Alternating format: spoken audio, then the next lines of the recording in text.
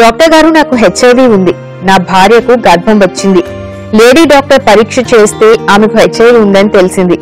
నాకు హెచ్ఐవి ఉన్నట్లు మా ఆవిడకు ఇంతవరకు చెప్పలేదు. ఇంట్లో వాళ్ళకు కూడా తెలియదు. అందుకే హెచ్ఐవి ఉన్నప్పటికీ పెళ్లి చేసుకున్నాను. ఆమె టెస్ట్ లో హెచ్ఐవి ఉందని రిపోర్ట్ వచ్చినప్పటికీ ఆమెకు చెప్పలేదు. మళ్లీ లేడీ డాక్టర్ దగ్గరికి తీసుకుని వెళ్లలేదు. నా భార్యకు తనకి కూడా హెచ్ఐవి ఉందని తెలిస్తే పెద్ద గోల్ అయిపోతుంది. ఏం చేయాలో తోచడం లేదు. ప్రశాంతంగా ఉండే మార్గం ఏమన్నా ఉందా, లేక చావే శరణ్యమా? తగిన సమాధానం ఇవ్వండి అంటున్నారు. చావు కాదు కానండి, ఈయన తెలుసుండి పెళ్లి చేసుకోవడం పెద్ద క్రైమ్ అండి. పెళ్లి చేసుకోవచ్చు అండి, కాదండి, పెళ్లి చేసుకోవచ్చు, తప్పుడు హెచ్ఐవినా పెళ్లి చేసుకోవచ్చు. కానీ తెలుసుండి ఒక అమాయకురాలు గొంతు కూడా ఉంటుంది. అలా పుట్టే బిడ్డని మళ్ళీ హెచ్ఐవి పాజిటివ్ చేసి ఆ బిడ్డ బతుకు నాశనం చేయాలంటారు.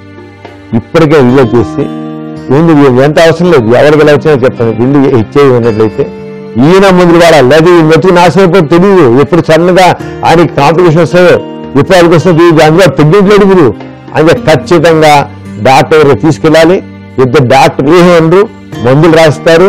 ఆయన మందులు వాడాలి, ఆవిడ మందులు వాడాలి. ఆవిడ మందులు వాడకపోతే పుట్టే బిడ్డకి హెచ్ఐవి వచ్చేస్తుంది. అన్నం కలిపి పిల్లవాడు వాడేందుకు పుట్టే బిడ్డ మగవాడికైతే ఆడపిల్ల కావచ్చు. ఎందుకు సఫర్ అవ్వాలండి అసలు?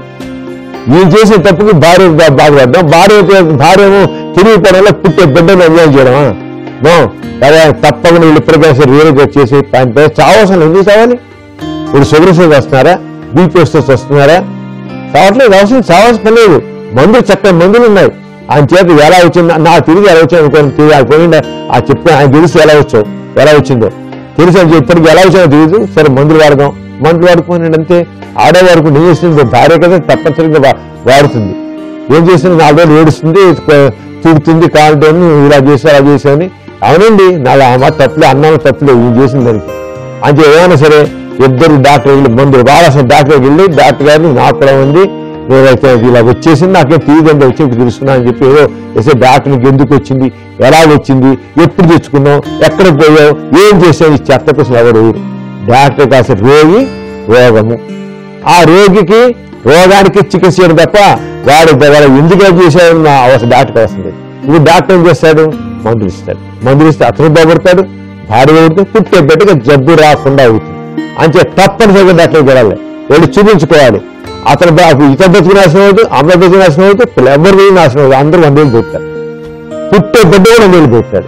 అంతగా ఎవ్వరు కూడా తప్పు ప్రాణం తీసుకోవాల్సిన లేదు. ప్రాణం తీసుకోవాలంటే మూర్ఖత్వం వరకు లేదు.